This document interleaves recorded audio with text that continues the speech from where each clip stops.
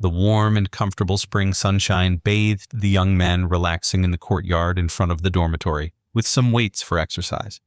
Grant, Peter, and Nathan were chatting casually. They had all grown quickly. Even Peter, the shortest, was about 5'6", while Grant, the tallest, had reached 6'3".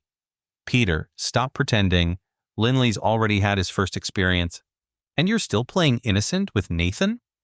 Here's the deal. At the end of this month, you and Nathan should visit Azure Haven in the city. I'll cover the expenses.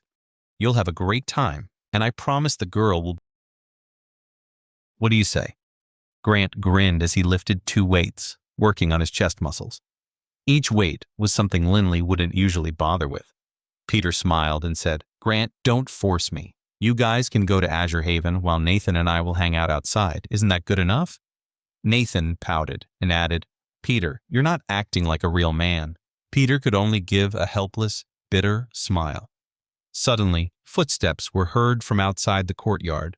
Grant put down the stone blocks and looked towards the courtyard entrance. That must be Nathan coming. Come on, let's get ready to eat. Before he could finish, Grant's words abruptly halted. Linley walked in, effortlessly, carrying a massive rock on his shoulder. It stood about 3 feet tall and weighed several hundred pounds. The 3 boys stared in shock as Linley casually placed the rock in a corner of the courtyard, the heavy thud echoing through the space and sending a shiver down their spines. Wow. Linley, I know you're strong, but this strong. Grant stared at the boulder. Is it hollow inside or something?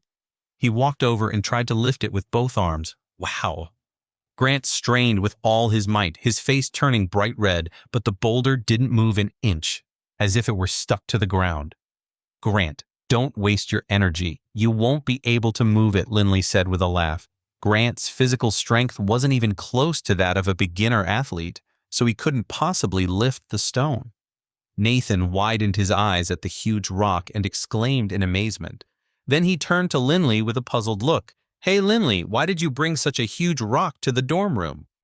Ah, I know. Nathan's eyes lit up.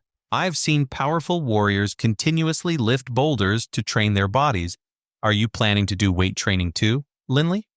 This boulder is big enough to flatten me like a pancake, Peter remarked, also marveling at the sight. Then he looked at Linley, perplexed. Linley, what exactly are you going to do with this big rock? Why have you brought it to our dorm room? Linley smiled at his 3 best friends and replied, I'm going to carve it into a sculpture.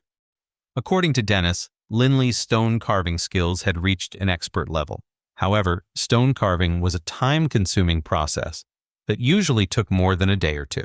In the past, he could carve freely in the woods behind the school without worrying about damaging his works. But things were different now. Stone carving? Grant, Nathan, and Peter all widened their eyes in surprise as they stared at Linley. Are you guys surprised? Linley asked. Nathan replied, not just surprised, but really amazed.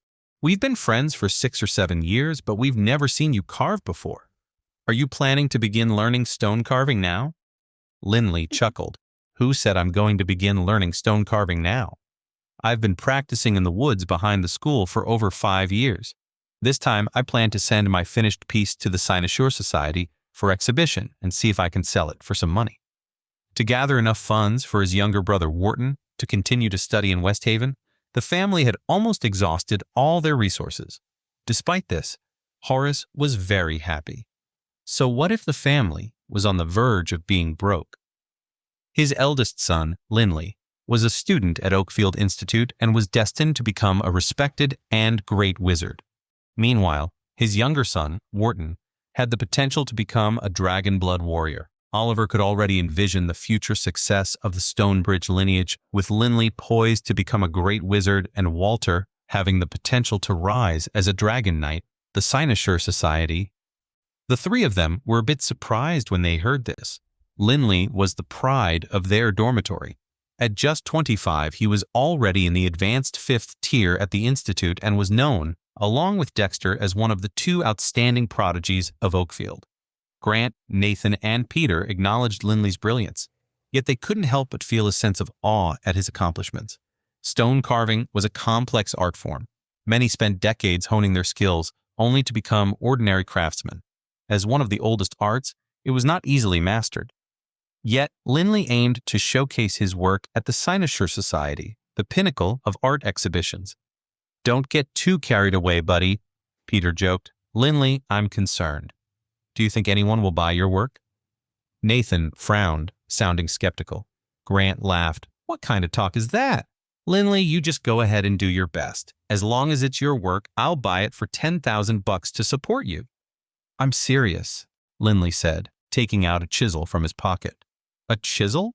Nathan was surprised. "It doesn't seem you're well prepared, Linley. I was going to learn stone carving too.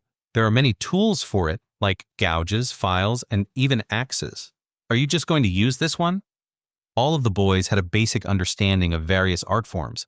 Linley didn't say much. Holding a chisel, Linley naturally entered a calm and focused state.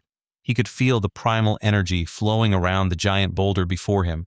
Linley could vaguely sense the natural veins or structures within the stone. With a smile, he immediately swung his chisel. The chisel moved swiftly, the reflected sunlight making Nathan and the others squint, yet they still kept their gaze fixed on the giant boulder. The chisel sliced through the stone with a swift, rhythmic swoosh echoing through the courtyard. The chisel moved swiftly, repeatedly striking the same spot. A large piece of stone debris was thrown off. "How is this possible?" Grant was shocked as he witnessed the scene. Such a large piece would usually need an axe to break off, but he managed to break it off with just a chisel. What incredible wrist strength and dexterity! Beside him, Nathan and Peter were completely silent. "Is it really just wrist strength?" Grant asked incredulously, unable to believe what he was seeing. Achieving the smooth and graceful cut like Linley did wasn't just about having strong wrists. Linley was as calm as a tranquil lake. The chisel in his hand felt like an extension of his arm. The chisel rapidly and continuously carved at various parts of the boulder, stone debris flying off unceasingly.